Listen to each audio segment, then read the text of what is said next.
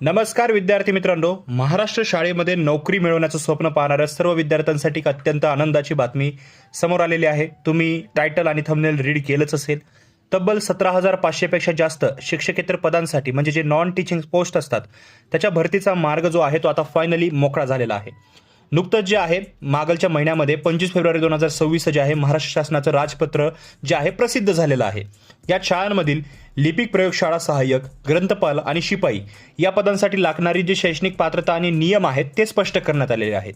आजच्या व्हिडिओमध्ये आपण पाहणार आहोत की ही कोणत्या पदासाठी काय पात्रता हवी आहे, स्पर्धा परीक्षेची तयारी करणाऱ्यांसाठी ही किती मोठी संधी ठरू शकते आणि भविष्यातील पर्यायांसाठी तुम्ही आतापासून काय तयारी जी आहे ती करायला हवी। त्यामुळे हा व्हिडिओ जो आहे तो शेवटपर्यंत पहा। चॅनलवर नवीन असाल सबस्क्राइब करा। फर्स्ट लिंक आहे डिस्क्रिप्शनमध्ये, तिथे क्लिक करून तुम्ही आर्टिकल रीड करू शकता। तसेच डिस्क्रिप्शनमध्ये व्हॉट्सअप आणि टेलिग्राम ग्रुप लिंक्स दिलेले आहेत, जॉईन करायला विसरू नका। मित्रांनो, स्क्रीनवर तुम्ही राजपत्राची प्रत दिसत असेल, पाहत असाल। यानुसार शासनाने शिक्षकेतर पदांची अर्हता म्हणजेच पात्रता अगदी स्पष्ट केलेली आहे। आपण एका पदाची माहिती घेऊया। सर्वप्रथम आहे कनिष्ठ लिपिक। सर्वाधिक पदे आपल्याला याच कॅटेगरीत असण्याची शक्यता आहे ती पाहायला भेटते। यासाठी तुमच्याकडे कोणत्याही शाखेची पदवी असणे आवश्यक आहे, म्हणजे तुम्ही ग्रॅज्युएट असाल तरी चालतं, पण फक्त पदवी पुरेशी नाहीये, यासोबत तुमचं टायपिंग पूर्ण असायला हवं आहे।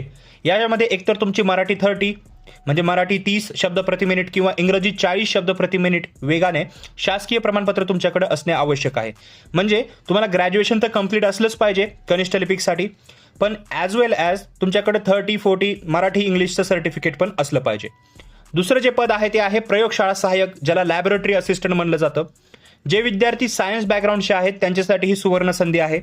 यासाठी फक्त 12वी उत्तीर्ण असणे आवश्यक आहे। इथे कोणतीही पदवी किंवा टायपिंगची अट नाहीये, तुम्ही इझिली याच्यासाठी अप्लाय करू शकता, तुम्ही 12th पास आउट असाल तर। तिसरं आहे ग्रंथपाल।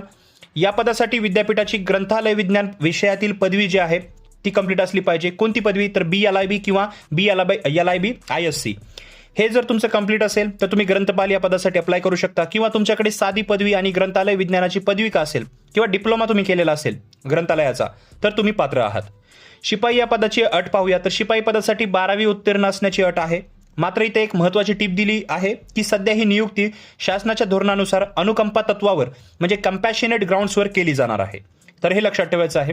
तसेच वरिष्ठ लिपिक आणि प्रमुख लिपिक ही पदे सरळ सेवेने न भरता कनिष्ठ लिपिक म्हणून 3 वर्षे सेवा पूर्ण केलेल्या कर्मचाऱ्यांमधून ज्येष्ठता आणि गुणवत्ता या आधारावर पदोन्नती जी आहे ती केली जाणार आहे।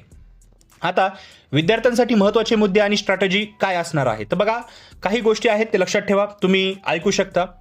आता ही राजपत्रित माहिती तर आपण पाहिली, पण विद्यार्थ्यांनो आता पुढे काय आहे, तुमच्यासाठी काय अत्यंत महत्त्वाचे पॉईंट्स तुम्ही ठरू शकता। तर पहिली गोष्ट लक्षात ठेवा, टायपिंग। जर तुम्ही ग्रॅज्युएट आहात पण तुमच्याकडे टायपिंग सर्टिफिकेट नसेल तर लगेचच कोणत्याही मान्यताप्राप्त इन्स्टिट्यूटमध्ये ॲडमिशन घ्या। भविष्यात अशा क्लार्कच्या जागा निघतात तेव्हा टायपिंग हे गेम चेंजर ठरतं।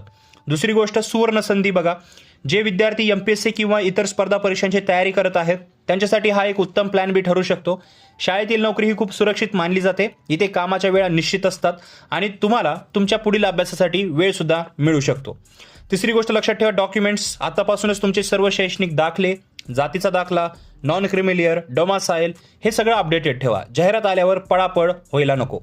मित्रांनो, 17,500 ही खूप मोठी संख्या आहे।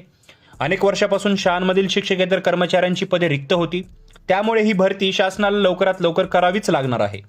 यातील कनिष्ठ लिपिक पदावर लागून तुम्ही 3 वर्ष वरिष्ठ लिपिक आणि त्यानंतर प्रमुख लिपिक पदांपर्यंत प्रमोशन मिळू शकता, त्यामुळे करिअर ग्रोथसाठी ही चांगली संधी आहे।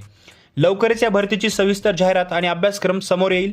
जशी नवीन अपडेट येईल तशी मी आपल्या चॅनलवरती ती नक्की घेऊनच येणार आहे। तुम्हाला या भरतीबद्दल काही शंका असतील किंवा कोणत्या पदासाठी तुम्ही टार्गेट करत आहात हे मला खाली कॉमेंट सेक्शनमध्ये सांगा। तुमचे काही प्रश्न असतील तर तेही विचारा। व्हिडिओ आवडला असेल तर लाईक करा आणि अशाच अचूक माहितीसाठी आपल्या चॅनलला लगेचच सबस्क्राईब करा। भेटूया पुढच्या व्हिडिओमध्ये, तोपर्यंत थँक्स फॉर वॉचिंग।